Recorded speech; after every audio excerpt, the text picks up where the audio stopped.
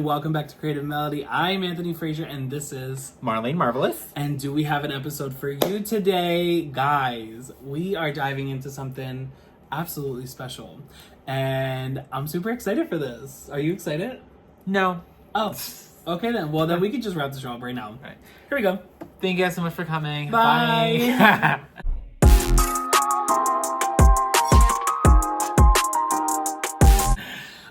No, I have an EP coming out, and my new single is on it. So we did just, actually, you haven't even heard it yet. Run in. We didn't even put it out yet. That's so sad. But my new single is coming out, and it is, the EP that is coming out is a bunch of singles that I've released from the last album into this new album that's about to come out next year. I'm probably going to put it out around March, April, the first quarter area. But yeah, I have one song that technically no one has heard now, and I was like, okay, I'll give them one new song and then we'll put out the album and everybody can just wait. But yeah, so you just got my single Runnin' a couple of weeks ago, and now you're gonna get the new single, and it is called Midnight. And yeah, it's not spooky, it's not Halloweeny, but I will say that there is some, backstory to it. There's always some backstory, Back rolls. But yeah, so we can go ahead and dive into it now and get our opinions on it and see where it goes. And yeah. Well, okay. I was also going to say, technically, y'all have kind of heard this. You've heard. Oh, yes, you have. You've heard a snippet of it. I literally was like, Anthony, what are you talking about? Spotlight. Yeah. So the song that we have for Spotlight is Anthony's song Midnight. So you've heard a snippet of it. You've heard how a little bit of the song goes. Yes, so you get the idea of what the instrumental will sound like, but you don't know the words and the context of it yet.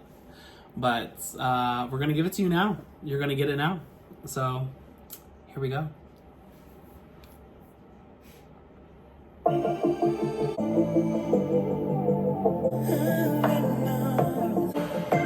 got so many, I don't love you 'cause I keep but 'cause baby you're looking over your shoulder while we're sleeping tonight. It's just about midnight, but there you go, 'cause baby you're right, try to divide me from but you don't know how. Baby you're on time.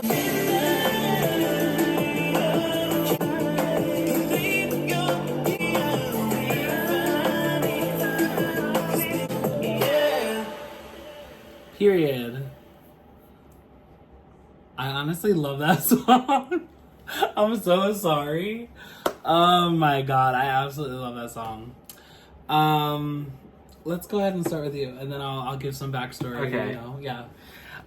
No, it's so crazy to think, I remember, the demo that you had of this song, right? I remember, the skeleton of this song. Mm-hmm. And it's just so crazy to, even see how your brain works when it comes to this kind of thing. Mm-hmm. I don't know, it's so cool because it's oh my god, my friend's this, creative genius. He's this mad scientist and a fucking laboratory, making music and stuff. That's just how I see it, because it's you were really wanting to play with your voice and really play with the production of the song and just kind of create this atmosphere and the vibe, and I just thought it was so cool because, and I feel it's also different from what you've been doing before. I agree. I feel you're really starting to push yourself and really do more things and really kind of test your limits and see what you can do and see how you can surpass what you already can do. Yeah. So I agree. I think it's just really cool. I mean, the music I really love. Honestly, as much as we sit here, and not just me, but it's also myself. Yeah. Well, I always proclaim that I'm pretty adjusted. But it's also even our friend circle and all of the artists and even your own family, you know, everyone that's close to you has kind of said, like, you know, your sound and your voice resemble a lot of like Britney and Justin, right? But like, I even thought about it, I'm like, you know, despite even saying all that stuff, truthfully, like, I feel like you're really just finding your own footing in yourself. You know what I mean? Like, in your own artistry, like, you're really just finding yourself. And I think it's really awesome to see that, you know, like to know like where your journey started, like in songwriting and making music, and to know like this is where you're at now. Like, I don't know. I hope that you're proud of yourself, and I hope that like, you know, like, I hope that, you know, like you, like, I don't know, are just like, you really see it and you really feel it. Cause I know like we all have that, like those moments where like we are down on ourselves and like, or even like have that imposter syndrome. Cause I know I feel that every day, a lot. Every day. But I mean, like, for real though, like, I see it. Like, I'm really starting to see it. I'm like, wow, like, you know, I really am just like, I could see you like even getting a Grammy. And that's on period. You know, like, I would literally, girl. Like, no, like, I am part of the Grammy board. I'm part of the Grammy U. Oh. Yeah. No, I definitely do feel like I do have imposter syndrome. I also do understand like where I started and where I came from and how far I've come in my career. I mean, I literally have been singing and dancing since 2 years old, and I am now 21. Bitch, I know you fucking lied. No, I'm kidding. I'm 33. And so it's like, this has been my entire life that I have been consumed by music, for good and for bad, you know? Like, I remember starting writing music at 12. Really, I started writing at 8, but it was just like bullshit music. It was little kid music, you know what I'm saying? Yeah. And then I started really writing and taking like myself seriously as a writer at 12, and I won my first award. I literally have it up there. I won my first award. It was the Philadelphia Inspired Expressions Contest, and it was in 2006.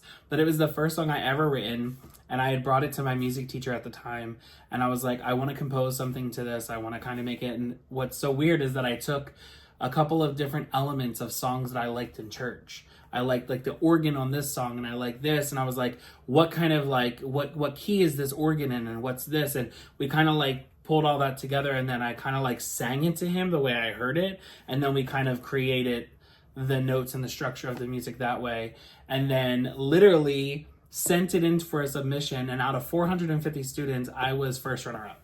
Well, now was a lovely fourth runner-up.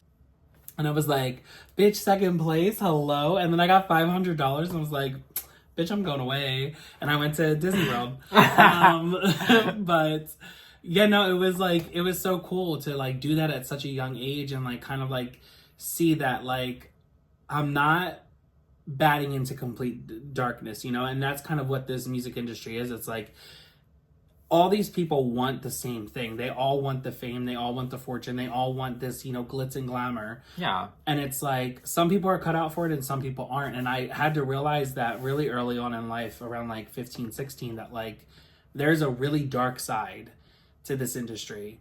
Yeah. So many people will take whatever you have, whatever knowledge and experience and, you know, creativeness, and just take it as their own and really implement it for themselves. And you get screwed over. Oh, one of. But you get screwed over pretty quickly, especially if you don't sign contracts and you don't know what you're getting into, you know? And I've had a lot of people kind of take advantage of me. And it wasn't until, and a lot of people don't know this, but I didn't stop.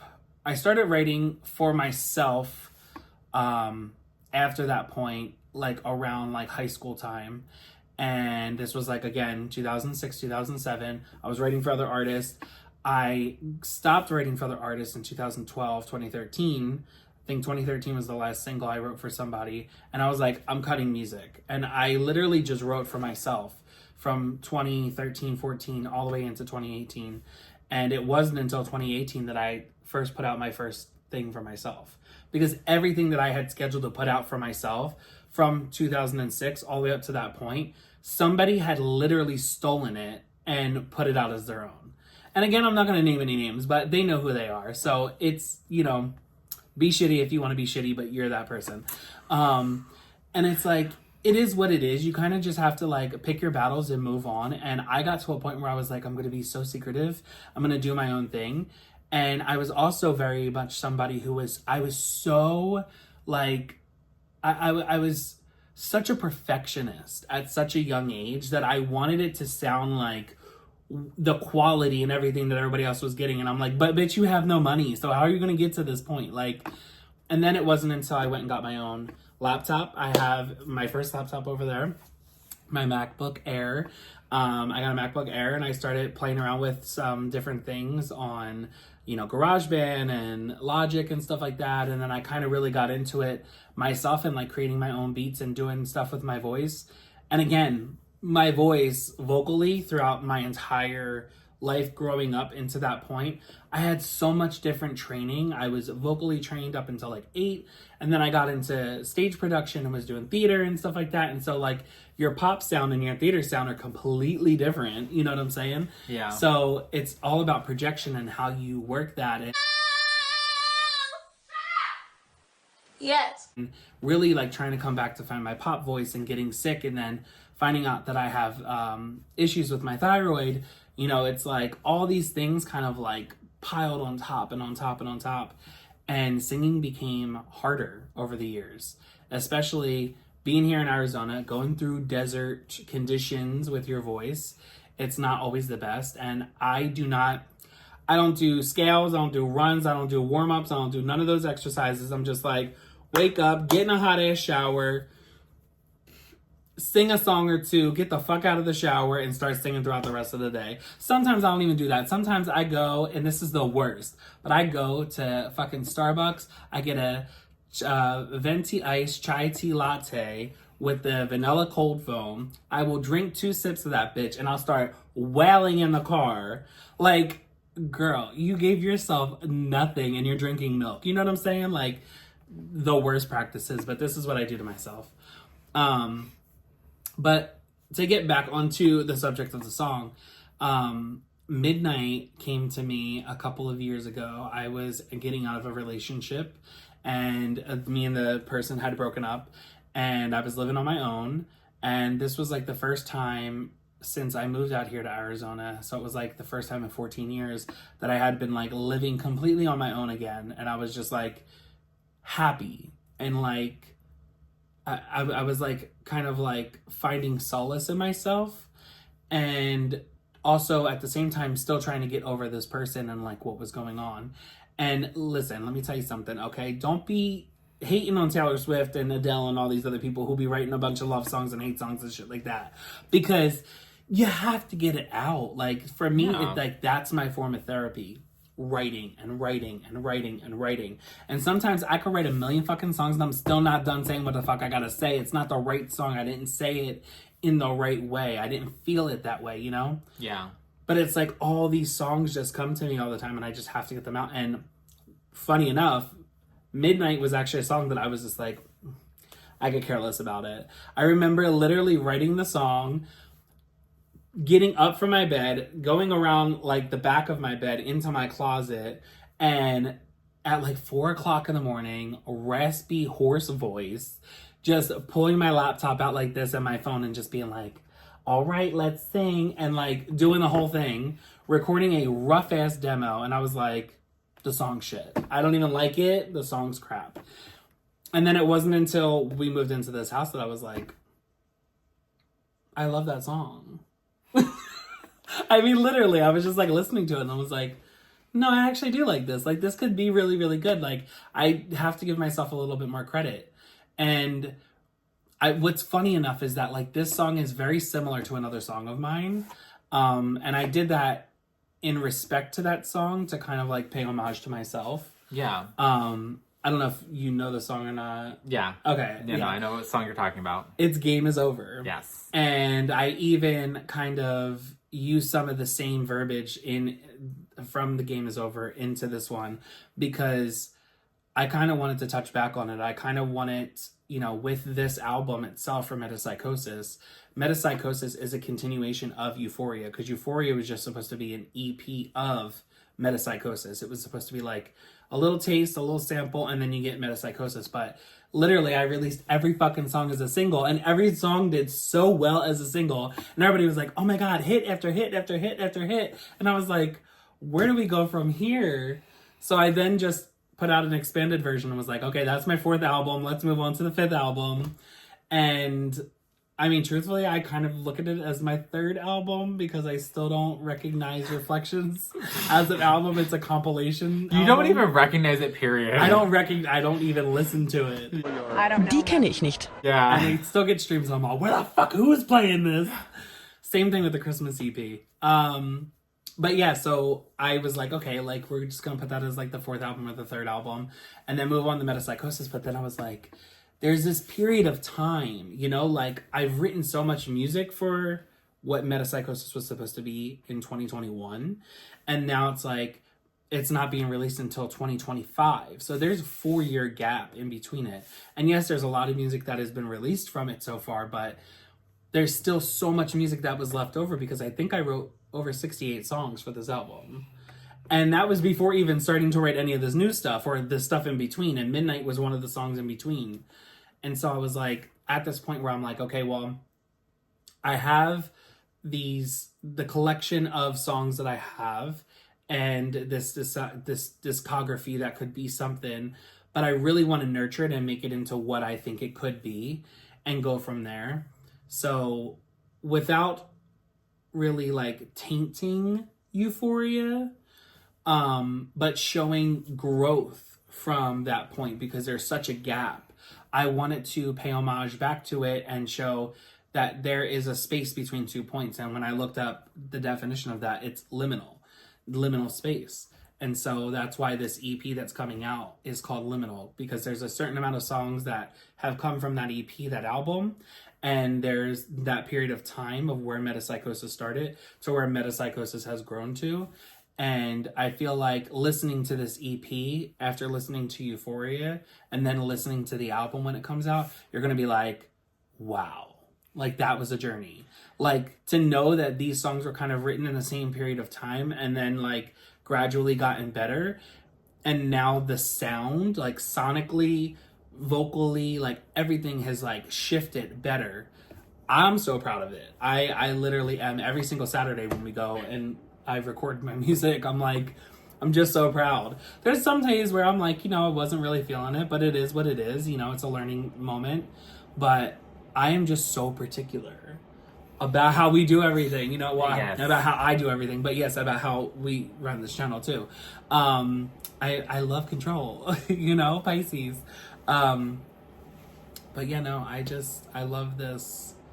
I love this song. This song is really, I feel like the song is not vibrations. Well, yeah. I feel like if I was looking for vibrations on this album, it would be Backstroke. Oh, yes. 100%. But I definitely, which Backstroke is a single from this album as well. It'll be on the EP Liminal, and it's already out as a single. So, but I do feel like this is like Game Is Over. Yeah. I do feel like this is like the older brother or older sister of Game Is Over. So I feel like in a way you're getting Euphoria put on this album still. You know what I'm saying? Like, it still found a way to come back to this album. Yeah. But what would you grade it?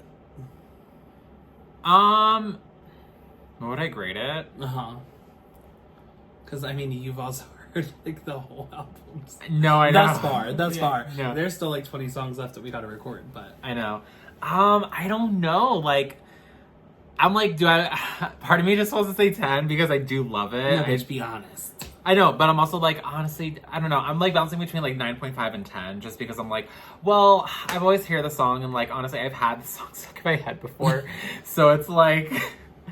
It's an earworm. Yeah, I'm like, you know what? Fuck, I'm gonna say 10, honestly. That's okay. And that's not just me being like, obviously like friend and roommate, but like, yeah, like it genuinely is a good song, and like I've had it stuck in my head before, and like, I'll like I'll just be at work or something and I'm just like, it just pops in my head. I'm like, Anthony, release this song now.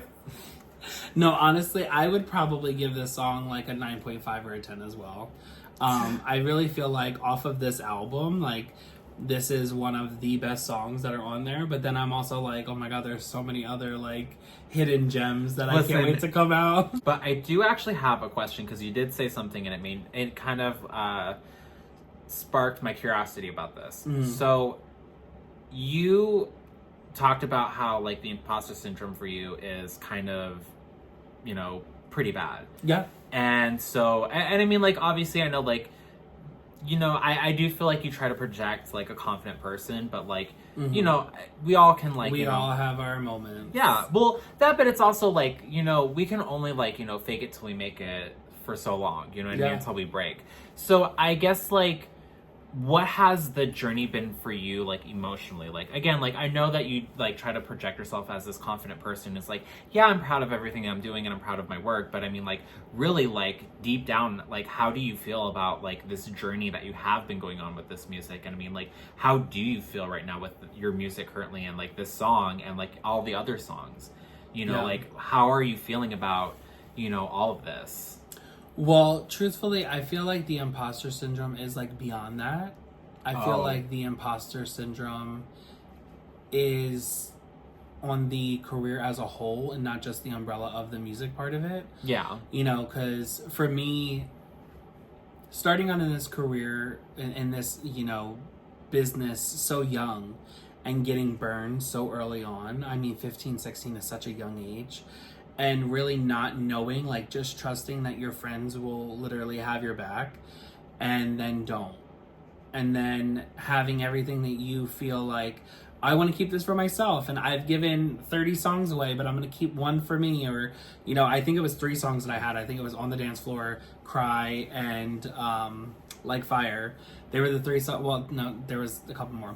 But I, out of all of the songs that I've written for myself, I was like, I'm going to keep these 3. These are just going to be in my little pocket and I'm not going to give anything else away. And I gave everything else that I had away.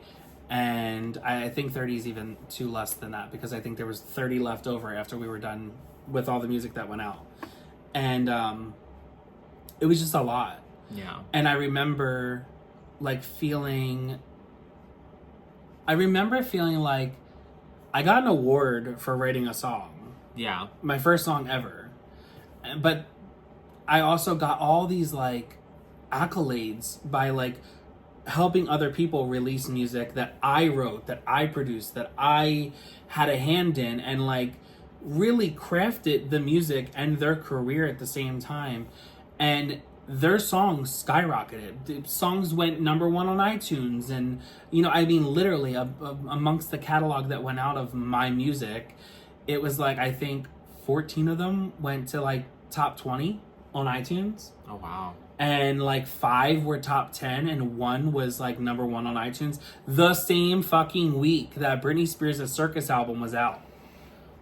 My song that I had written was number 1 on the goddamn charts on iTunes in like 2008-9 area. You know what I'm saying? Like, that's fucking huge.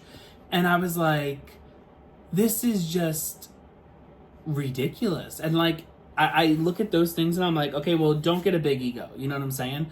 And then I kind of put myself back down, but you've also been through this and you're nowhere, you know? So it's kind of like, it's constantly me fighting like who I think I should be or where I should be in life versus where I actually am. And it's like, even though, you know, you should always measure your success in your own standards. And I really feel like I should only measure my success against myself. I think everybody should only measure their success against themselves and just worry about improving instead of worrying about, can I do better than this one? Can I do better than that one? Because all in all, truthfully, I look at all the independent artists that are, you know, in my area and who I'm around and people that I hang out with and stuff like that. And artist-wise, I don't see any of my peers as competition. And that's not to be shady. 100% that's not to be shady. I say that in confidence because we shouldn't strive to just be local independent artists. Yeah. We should strive to do better than all the artists on the labels. So my competition isn't my local peers. Truthfully, my competition are these big time players that are on these labels that are getting millions upon millions of dollars, because that's where I see myself. I don't see myself as a local artist for the rest of my life. If I did, then I would just be happy with where I am, you know? Yeah. And I think that that's the problem, is that I'm not happy with what I've like attained thus far. Yeah. You know, with where I am education wise, I'm like, I went and got a bachelor's and a master's degree. Still, I was like, not good enough, not good enough. And like, even I guess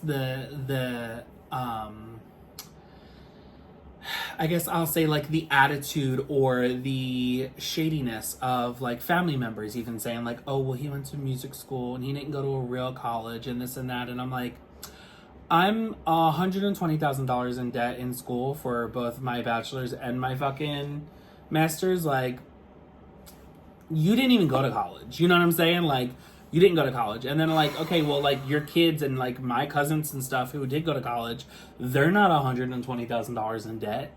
You know what I'm saying? So it's like, yeah. I always think about that and I'm like, you know what? You didn't get a real degree. You got a music degree. And I'm like, but it was a real degree because I was in school for a long ass fucking time. Now, I went to a school where I was able to kind of complete my both bachelor's and my master's in a smaller, shorter amount of time.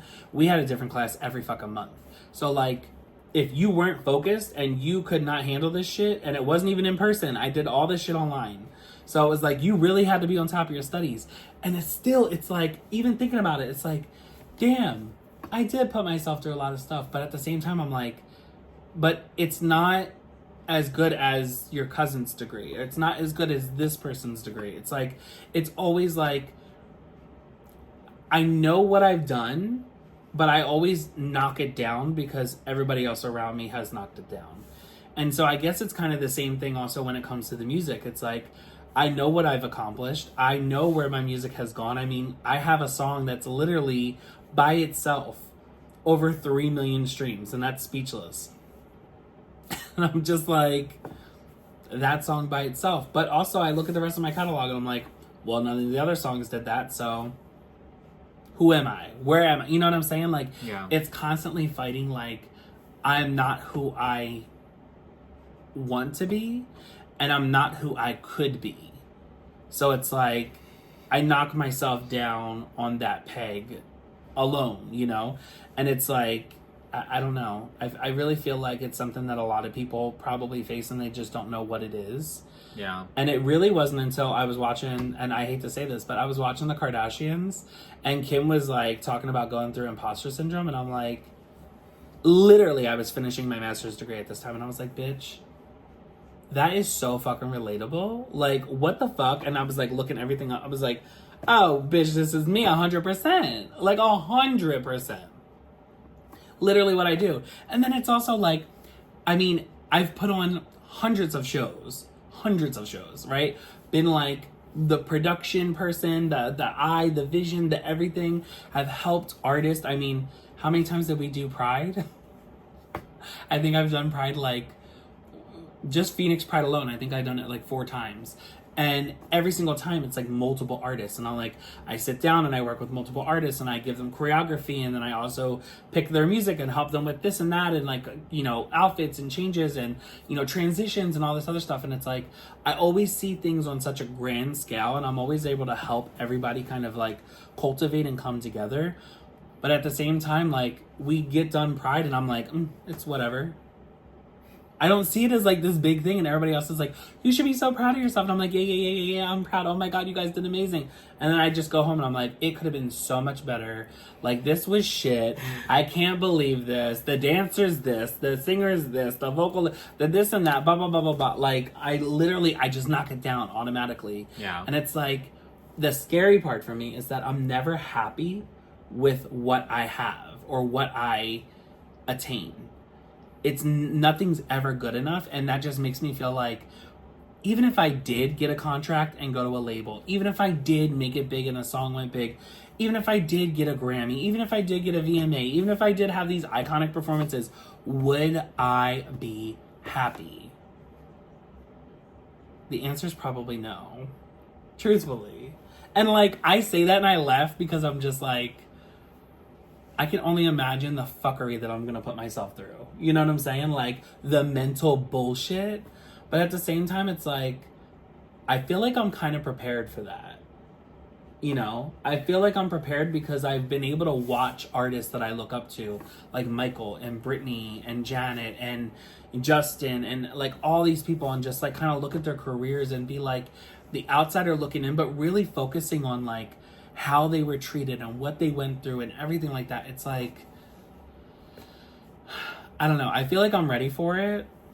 And I know that people say like fame is like so lonely. It's so lonely at the top. And I'm like, bitch, I can't wait to be alone. Like, do you understand how many people I surround myself with? I can hardly think, let alone sleep. It's so true though. Like, I don't mean to be shady. I swear to God, I'm not trying to be shady. It's just like, these are just the things that like come to my mind. It's like constant.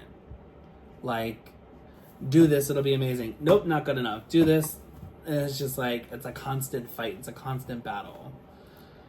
So then I guess my last question for you is, do you feel like then, like, do you feel like this song, or do you feel like the process that you've been going through with Liminal and Metapsychosis, do you feel like you are on the journey of being a little bit like more happier with where I am? Yeah. And just finding, are you finding like happiness in it? Are you finding joy? Are you finding like, do you feel like you're being a little bit more content, a little bit like not as harsh on yourself? No, I don't think I'll ever not be harsh on myself. But I do find happiness in the process. I do find happiness in creating the music and singing the songs and going in the studio. Like, the studio is like my safe place. It's like my safe haven. And I love working with my producer, Jack London. I absolutely fucking love him. He is literally a godsend, okay? I don't think I've found like a more like just like understanding person who like really like kind of like listens and pays attention and like hears me out, especially with this process and this album. And I thought, you know, when you're like, are you going to be happy with this? It's like, I thought that I was happy with Euphoria and how it sounded. And now I listen to this music and I'm like, well, that's shit. I want to redo it. You know what I'm saying? Like, I hate this part of myself where I'm like, I constantly just want to like go back and redo it and go back and redo it and go back and redo it. Like, I'm in the process of thinking about redoing all of my albums because I'm just like, they could sound so much better now. Who cares? Like, fuck the past. I'm gonna go ahead and put out all these remastered versions, you know? Yeah. But, you know, it all in due time. Maybe in their 10-year anniversary, we'll get them as they come back. That's 2028 is the first one, so we're not far off. It's in the next 4 years. That's crazy. I know. 10 years of just my own solo music. It's crazy to think that like the first song that I ever like written for somebody that has gone out and like been in public was 2007. So next year would be 20 years. And I think that it's Johnny Boy. That's so crazy. That was, oh my God, lifetimes ago. I was so young. I was a twink then. Or a twinkle, whatever you want to call it. But, yeah. I don't think I'll ever be happy. Sadly. Like, it's weird. Like, you think about it. Like, what is success, you know? Success should only be measured, like, to your own standards. That's why I'm like, I could drive myself insane. I will say this.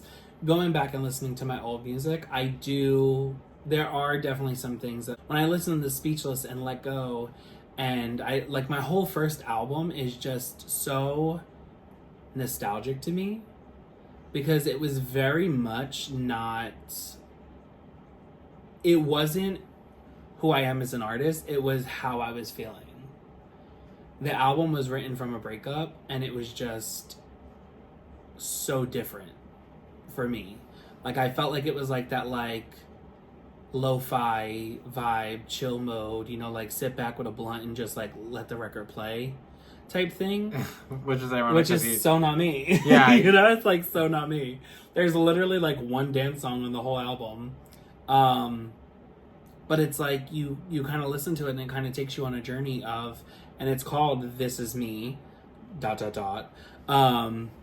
And then the second album, Dreaming in Color, they kind of coincide with each other because the first album is more so about like my journey before a relationship, being single, and then at the end of a relationship, understanding that you go through the process of love and falling in love and being with somebody else, and then the turmoil of a relationship, whatever that be. You know, mine was the person was cheating on me, and then we come out of it in the other end and you're like, I don't think I'll ever find love and happiness, and I don't think I'll ever be able to, you know, do what it is that I want to do. And then you get to the last song and it's motivation, and it's like, at the end of the day, you have you and you have your music, and that's all that you need. That's all that you've needed from the beginning when you were fighting off the bullies and the torment through high school and grade school, and that's all that you're going to need in your future. You know, you don't need a boyfriend to kind of validate you. You just need yourself and what you love the most and what you're passionate about, and what I'm passionate about is music. And then going into Dreamin' in Color was more so about like opening up who I was as being gay and being an artist and having fun with like, you know, sound and music and like taking on a couple of different vibes. It was kind of like, if I were to put it as a Britney album, it'd kind of be like my circus, you know, like definitely played in different elements. I even have a country song on there, which is shit. We're definitely going to redo that one. But yeah, so I like take on all these like different types of like vibes and elements, and I try these new things. And again, to me, I loved all that music on that album. And then you get into the third album, the compilation, we'll call it, and it's all the music, like it's a collection of music from the prior 10 years of when I was putting music together, you know, from 2007 to 2017. It's all the music that I've written up to that point. Some of them being songs that should have been on the first album and the second album. And then, so it's kind of like the prologue. And then you get into Euphoria, which I feel like is light years different than all that other music, you know? Yeah. And then you have the Christmas EP that's somewhere in between the second album and the third album. But yeah, it's just, I don't know. I look at it in retrospect now. Like if I'm thinking about it now, I'm very happy and I'm very content with where my albums have gone. But am I happy with it? Is it perfect? No. Are there things that I would change? 100%. I'll do it tomorrow if I had the money. You know what I'm saying? Like, if I could, girl, perfectionist. I swear to God, I cannot. I don't think it'll ever be perfect. I don't think it'll ever be perfect until Britney Spears hits the mic and sings one of my songs. Mm-hmm. That's when I'll be like, period, we made it. Which, Britney, if you're listening, I have a song for you for your biopic. It is called Prisoner, Project Rose Remix. So, yeah, just so you know. But, any other questions? No. No? Okay. Cool. Well, that was it for this video. Thank you guys so much for joining us today and being here and listening to the song. I hope you guys like it. I hope you guys now get to hear the song instead of just hearing the snippet on Spotlight. In the meantime, I love you guys, we love you guys, and we will see you in the next video. Be sure to like, comment, and subscribe. Hit that notification button for all future videos, and we'll see you in the next one. Bye for now. Bye.